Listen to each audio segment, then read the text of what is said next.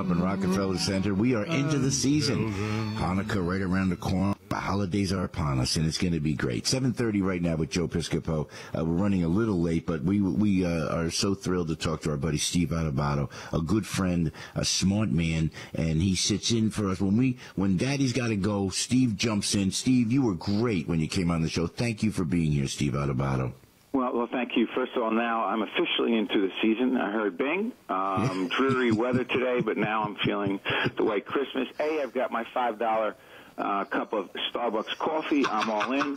Second, I heard from certain sources in the neighborhood that you were at Nanina's recently for a family gathering for your mom, right? Yeah, Steve, it was great, man. Nanina's, they are great. You know, Joe Morelli. We love Joe and all the team at Nanina's. This is in Nanina's in the park in Bellevue. Nanina's in the park. Yeah, and Steve, they do such a good job there. I heard you got the family discount, Joe, and I did not for my recent reception here. We're going to talk off the air, Joe, because I'm not going to do that to your audience. But I heard you got a very special number that I did not get. Well, it was enough to make me woozy. I almost went down, because I took the wrong medicine, whatever it was. I thought it was the bill I got from the Nanina's. No, don't, Joe. We're not going to say anything about the Murillos, and our friend Vito owns it there. Of course, Vito would be one of the owners at Nanina's. They are nothing but the best because we have another party coming up, and I will not criticize their prices. No, you know what? You will get the deal of the century at Nanina's. I'm going to give an outright plug, Steve, if I may. And Vincenzo, the chef, that food is to die for there. I swear to goodness. Another place called the Savoy.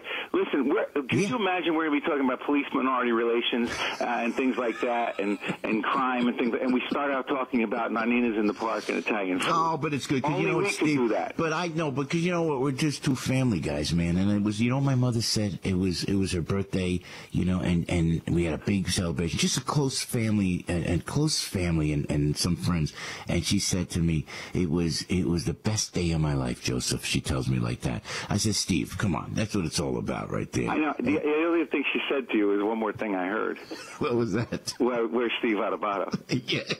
Why is he not here? But Joe, that's okay. I'm hurt, but it's the next birthday. Don't worry about it. It's just fair. It was really. You're going to be invited to a special party from our family. But now are you coming? You off the list now. Are you coming to Spumoni Gardens on the? Yes. Are you coming out there? This is great.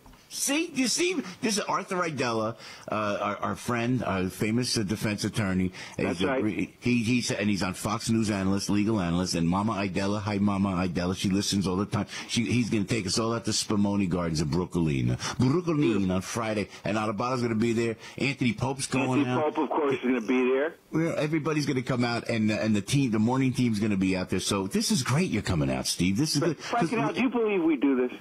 I do, yeah. Yeah, this is great. This is great. We're going to have pizza Friday. Does the audience think it's great? The audience might be there on Friday, Steve. Be prepared. Yeah, you know what, Steve? It's true. We gave the location. We gave the time. It's going to be interesting out there. We better bring some people with. Hey, listen, Steve, you know what? By the way, Steve has a book coming out called Lessons in Leadership. Lessons in Leadership. Yeah. Yes, I'm going to send a special copy to the President Obama. That's what I was going to ask you, man. How badly has this guy miscalculated the immigration executive action, Steve? Well, let me just say this about that. I had been giving the President some very low marks on leadership lately. Yeah. But he may have on this one, other than breaking the Constitution, other than that, he may have possibly, I'm not so sure, outsmarted politically the Republicans on this, and here's why. I'm not so sure it's the right thing to do constitutionally. I'm not sure that he, at one point or many points, said, I would never use an executive order to do what you're supposed to do legislatively. You're supposed to get Congress to do this. I'm not sure he's not put the Republicans in a position where they can threaten to do all kinds of things, but they're not going to do anything. Like in The Godfather, Joe, I hate to go back and do this, you don't threaten anybody unless you're ready to follow through on the threat. Yeah. I think they're shooting blanks on this, and the fact is, I think he's boxed them in. I really do. I don't like what he did. Yeah. But politically, he may have helped himself in the last quarter of his very weak presidency, in my opinion. He did. Steve Adubato, you are right on the money. I've said this before, and I keep ranting about this, is that and I use the, not to be inappropriate here, 735 with Piscopo and Adubato on the radio. It's like he B-slapped the GOP. He really, he was so smart in Obama, and people go, oh, impeach him. Oh, you can't do this. Oh, sue the president. Are you serious? He's being he threw red meat out. He threw red meat out. He did. And Hugh Hewitt talked about it on the station here. And it's exactly what happened. The red meat went out, and the GOP goes after him. Steve, you got to be smarter. You use the Godfather. Now, what are you going to do about that? Yeah, you know what? You got to go. What are you going to do about that? And they said, we're going to sue you. We're going to do this, we're going to do that. And then nothing.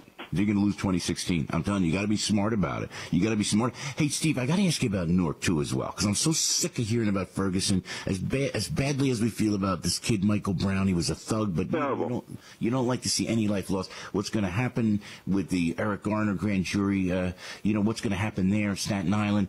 Newark, I'll tell you what, now we know Newark has its problems, and this is a city near and dear to our heart. Several murders over, and by the way, yesterday I interviewed Paul Fishman, the U.S. attorney, asked him about whether race should ever be a factor whether you're indicting or not a white police officer involved in a situation where there is a black teenager and there's a shooting involved. He said never should be a factor. I have Raz Baraka I'm interviewing on Friday. Cool.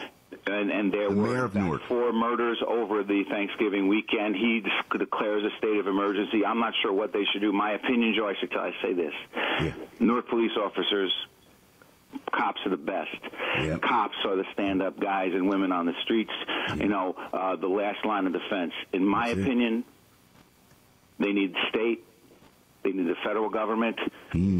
Newark police officers cannot, in my opinion, handle the violent crime situation in the city anymore. You need every level of government. You need a task force at every level on those streets dealing directly with the gang situation, the drug situation. It's the only shot the city of Newark has at dealing with this. You cannot, with the municipal police force, 1,000 cops down. They lost 1,000 cops just in the last few years. You cannot fight this situation with the cops on the streets right now, just the municipal police department. No way. Yeah. Steve Adubato, you speak the truth, man. And interesting. Now, you talked with Paul Fishman, the U.S. attorney, and then you talked with Ras Baraka. Ras Baraka this Friday. This is at the New Jersey Performing Arts Center. That was the last time I had you on the air. And also this plug, if you will. I got the 2 U.S. senators this Friday, Bob Menendez and Cory Booker, for a PBS special, and I'm going to ask them about the role of the federal government coming in, and after Eric Holder says, hey, now we have to look at Ferguson. I will tell you, I feel horrible, as you do. I have questions about the cop who did what he did in the Michael Brown case, but I do not believe the federal government coming in and continuing this situation makes sense. I don't know how that helps the situation. You got the Al Sharptons of the world who live for this sort of thing, whose reputation and his background and the horrible things he did in the Tawana Brawley case never seemed to catch up with him. He has no credibility, and the racial tension just continues. The hands up, don't shoot thing, to me, defies the facts. There is no evidence of that, and that is not the way you protest, because it's disrespectful to cops who have to live with that. That is not what happened, because it's saying to cops, that's the norm of what goes on. It's disgraceful. That is not the message to me. So I know I'm saying a lot of different things, Joe. No, I don't want to see kids, particularly black kids, who feel that cops are not there for them, feel so afraid of cops. Yeah. But I will tell you, calling cops the enemy across the board, white cops, that ain't the answer either. I know. Steve Adubato, you speak the truth. Now, we want everybody, just Google Steve Adubato Jr. Steve Adubato Jr., author of the forthcoming book, Lessons in Leadership. This is, Steve, you're a great speaker. You're great on the air. I'll tell you, this is the week you want to watch Steve. Those are pertinent, so vital guests that you have on. And listen, buddy, we appreciate you jumping on the program and being on AM970 The Answer with us. We love you here, man. Thank you, Joe. Don't come to my neighborhood again without calling. All right, Steve. Thanks. Thank you, Joe. Love you guys. Bye, Steve. Great. I've offended another Italian.